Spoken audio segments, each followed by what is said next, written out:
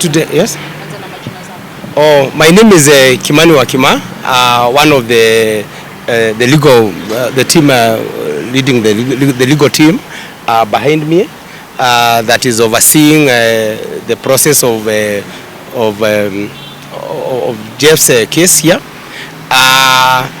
Today is the second day that we came to oversee the recording of statements from witnesses, and I believe that now the DCI has key information that would lead us to the arrest of the suspects that who may have been involved in the murder of Jeff Mwathi.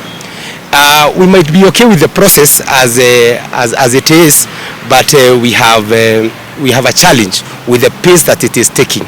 So we are asking for the speedy investigations, for the DCI to act, and as you have heard the family members say that they are worried. How comes that the people who are with Jeff are known and yet there are no arrests that have been made?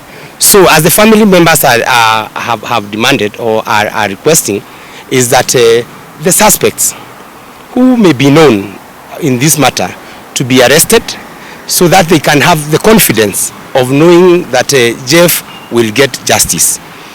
Therefore, we are asking the DCI to act authoritatively and make arrests, and as well speed the investigations, so that Jeff can get his justice. That is all. So as I have said, is that more witnesses have done their statements, and we are expecting them to record more, and therefore in the coming days we are expecting the DCI to act accordingly. That will be all. Perhaps you could tell us what have the DCI said on the way forward from now?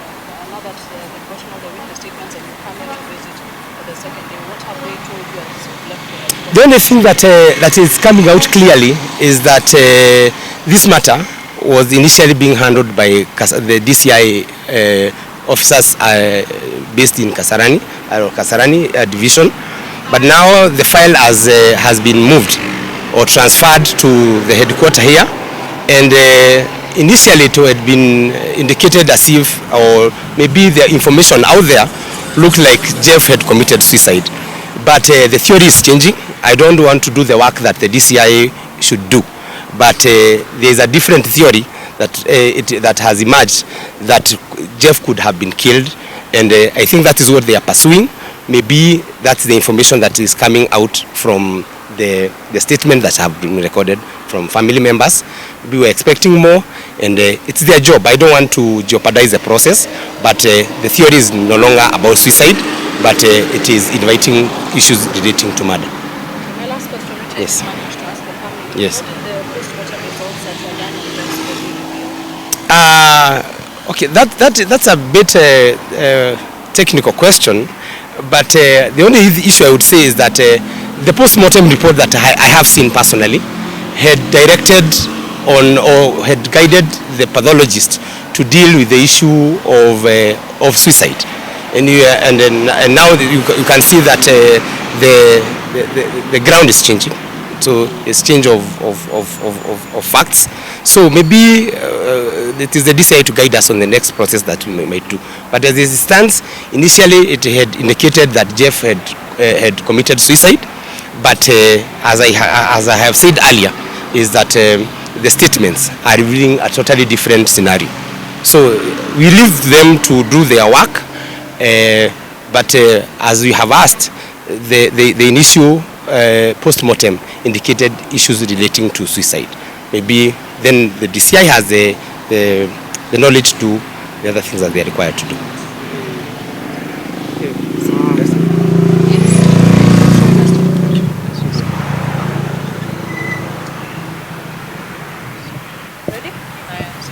Okay, I'm Mbogwa.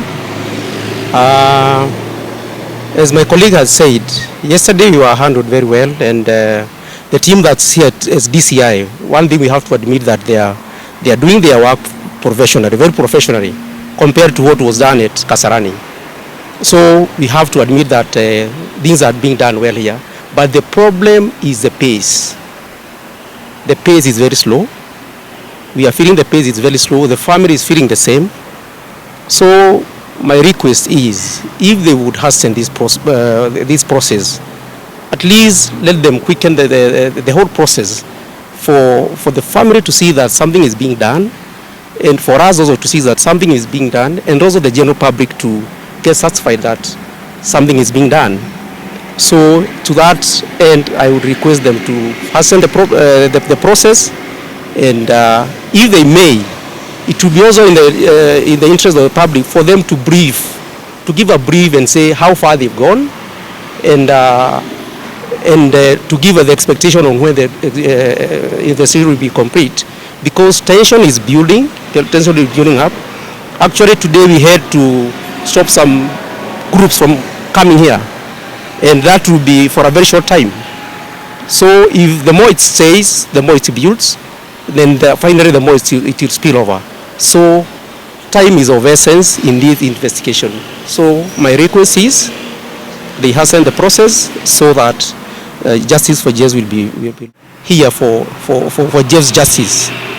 Come and tell us what you know, what may have transpired that night of 21st, 22nd of February, or maybe what you would have known, you've known about Jeff and the suspects there before. So for us to get justice for Jeff is our collective responsibility, all of us as a member of the public, so that in the future such an incident doesn't happen. Kindly. Thank you. That's a question. Why do you see that things were not professionally handled at Kasarani? What happened? As my colleague had said, they zeroed down on suicide.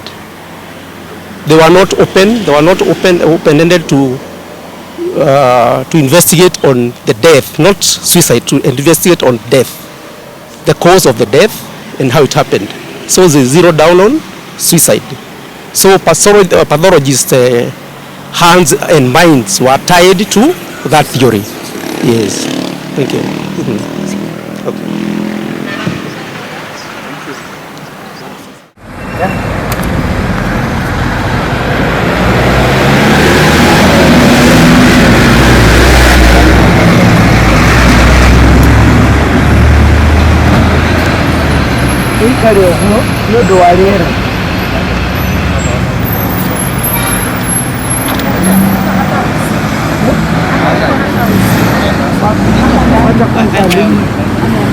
Wacha